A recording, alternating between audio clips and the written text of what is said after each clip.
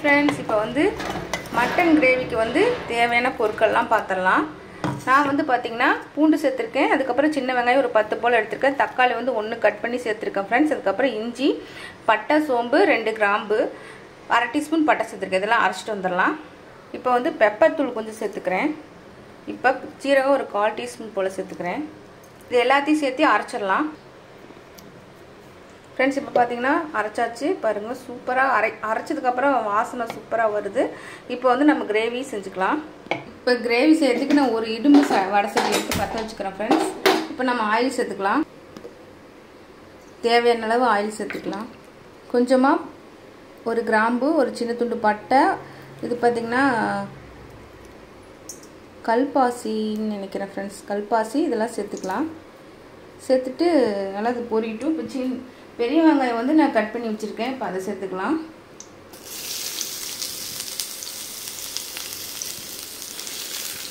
நல்லா அதை வதக்கி விட்டுலாம் ஃப்ரெண்ட்ஸ். சேர்த்துக்கிறேன்.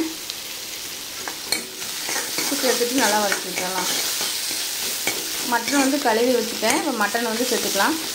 அரைச்சி வச்ச கிரேவியை நல்லா வதக்கி வச்சுட்டு மட்டன் சேர்த்துக்கலாம் ஃப்ரெண்ட்ஸ். அரைச்சி வச்ச கிரேவியை போட்டுக்கலாம். அரைச்சி வச்ச கிரேவி போட்டாச்சு. இப்போ கருவேப்பிலை, கொத்தமல்லி சேர்த்துக்கலாம். முன்னையே சேர்க்க வேண்டியது.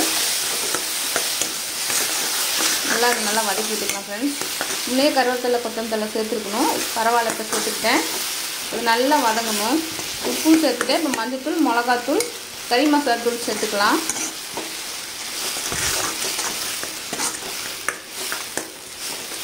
இப்போ மஞ்சத்தூள் சேர்த்துக்கிறேன். இப்போ வந்து காரம் நம்ம எவ்வளோக்கு தேவையோ அந்த அளவுக்கு காரம் சேர்த்துக்கிறேன். ஒரு 1.5 டீஸ்பூன் போல் காரம் சேர்த்துக்கிறேன்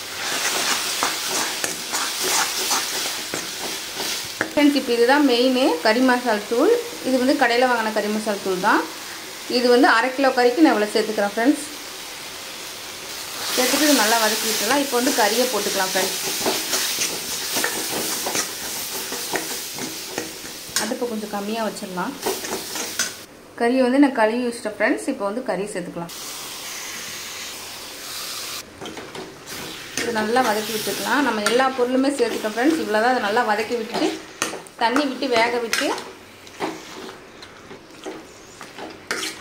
தண்ணி தேவையான அளவு சேர்த்துட்டு நல்லா வேக விட்டு எடுக்கணும் ஃப்ரெண்ட்ஸ். சூப்பராக கிரேவி வந்து ரெடி ஆயிரும்.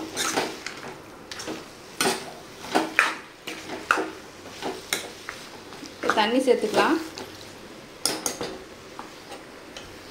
ஃப்ரெண்ட்ஸ். நான் வந்து பார்த்திங்கன்னா ஒரு சொம்பு தண்ணி சேர்த்துக்கிறேன்.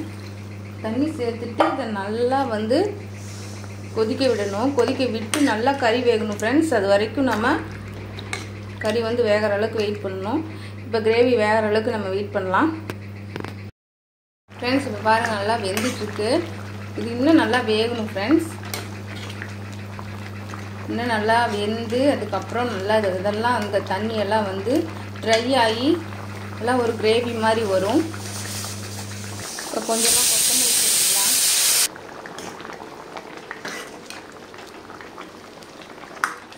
ஃப்ரெண்ட்ஸ், இப்போ இதிலே கொஞ்சம் தண்ணி 1/2 டம்ளர் சேர்த்துக்கிறேன். ஏன்னா வந்து ஆட்டுக்கறி வந்து வேகிறதுக்கு கொஞ்சம் டைம் எடுக்கும். அதனால் தண்ணி வந்து இது ட்ரை ஆயிரும். அதனால் கொஞ்சமாக தண்ணி சேர்த்துக்கிறேன். மறுபடியும் நம்ம மூடி போட்டு மூடி வச்சு வேக வைக்கலாம். வேக வச்சு இந்த கிரேவியெல்லாம் ட்ரை ஆனதுக்கப்புறம் பார்க்கலாம் ஃப்ரெண்ட்ஸ். இந்த தண்ணியெல்லாம் ட்ரை ஆனதுக்கப்புறம் பார்க்கலாம். இப்போ வந்து கொத்தமல்லி தழை போட்டுக்கலாம் ஃப்ரெண்ட்ஸ். இப்போ கிரேவி வந்து நல்லா வெந்துருச்சு. கறியும் வந்துருச்சு ஃப்ரெண்ட்ஸ். இங்கே பாருங்கள், இந்த மாதிரி ட்ரை பண்ணி பாருங்கள் ஃப்ரெண்ட்ஸ். சூப்பராக இருக்கும் இந்த மாதிரி மட்டன் கிரேவி.